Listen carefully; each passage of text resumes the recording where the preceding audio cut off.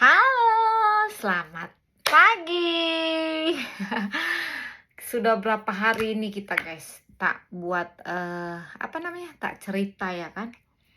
Nah, seperti biasa, kalian kangen gak sih? Seperti biasa kita bercerita sambil pakai skincarean. Nih, aku pakai serum guys, serum Scarlett. Nah, harum serumnya. Udah gitu dia nggak kayak lengket-lengket gitu, nggak. Jadi kalau kita oles langsung dia menyerap. Nah, kemarin kita udah cerita tentang bagaimana keuangan dalam rumah tangga. Dalam pengertian siapa sih yang cocok memegang gitu ya kan. Nah, kemarin aku udah cerita bahwa eh ada dari beberapa narasumber yang mengatakan yang memegang keuangan adalah suaminya, dan ada juga beberapa yang megang itu adalah istrinya.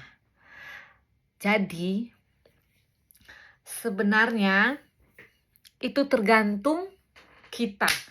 Siapapun itu yang memegang, kalau kita saling terbuka satu sama lain, maka itu akan aman-aman saja. Tapi karena apa? Aku nggak memihak si cewek dan tidak memihak si cowok. Ya kan? Karena apa?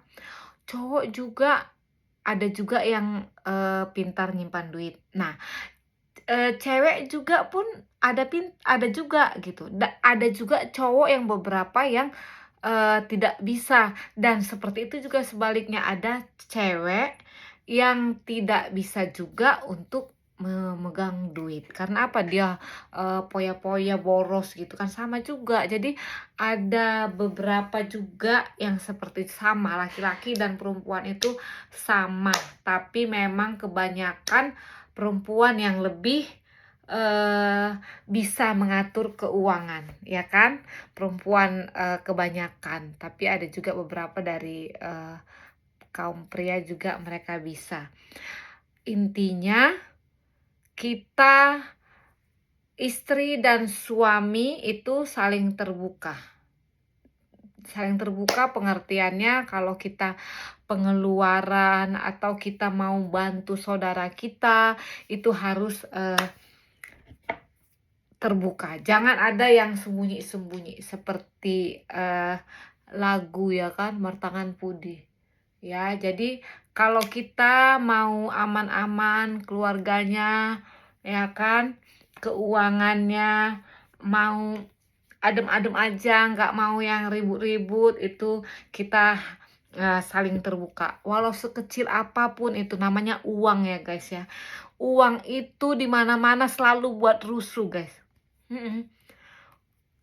Uang itu bisa membuat orang lupa akan dirinya guys. Siapa dirinya begitu. Dia lupa siapa dirinya, dan kadang bisa membuat lupa ingatan.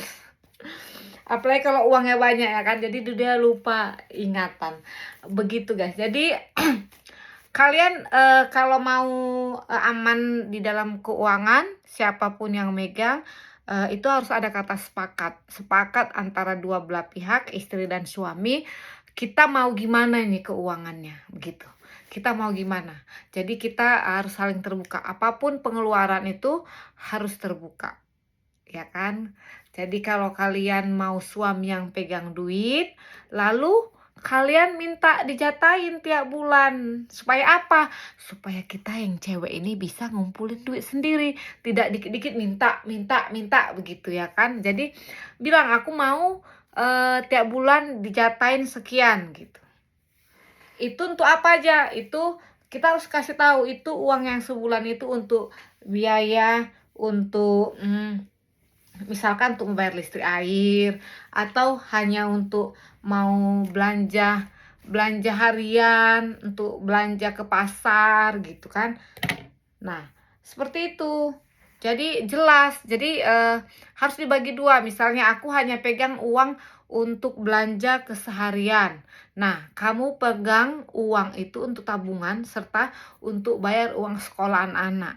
Uang sekolah, listrik, air, begitu. Itu bisa gitu kan. Jadi kita para istri ini bisa setelah dikasihnya bulanan kan kita bisa memanage keuangan ini ya kan. Kita mau belanja apa, mau masak apa, kita bisa memanage, kita sisihkan untuk uang skincare kita, betul tidak? Nah, gitu seperti aku.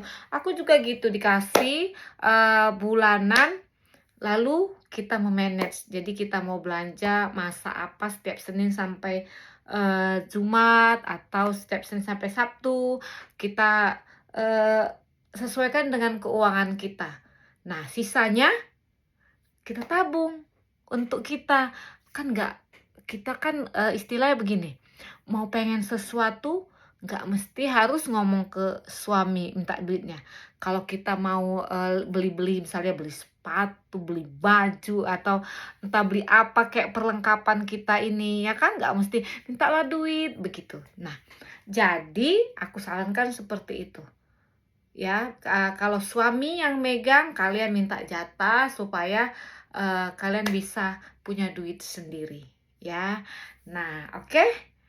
Udah paham ya, sampai situ udah ngerti ya. Jadi intinya saling terbuka tentang keuangan, dan para suami juga harus terbuka. Siapapun yang meminta uang samamu, hai para suami, apalagi saudara-saudaramu, kamu itu harus cerita sama istrimu.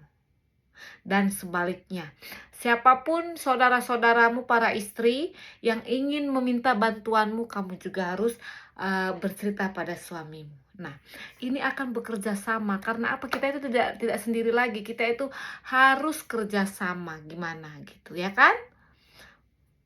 Karena apa? Kalau kalian ya tidak saling terbuka, maka nanti akan berantem guys, akan berantem, dan anak kalian yang terbengkalai. Terus terang nanti jadi kebutuhan anak kalian yang terbengkalai. Kenapa? Iya, suaminya diam-diam ngasih sana, atau istrinya diam-diam kasih sana, sehingga kebutuhan anaknya tidak terpenuhi. Maka dari itu kita harus sama-sama kita sepakatin. Misalkan untuk orang tua kita itu berapa gitu. Atau membantu saudara kita itu jika ada uang lebih. Ingat ya, membantu saudara. Karena kalau orang tua itu oke ya, orang tua, tapi kita lihat orang tuanya juga. Ya, ada orang tuanya mampu tapi minta-minta. Whoops. Katakan no. Karena apa? Orang tua itu kan gak ada lagi tanggungannya, ya kan? Sedangkan kita, anak kita masih ada.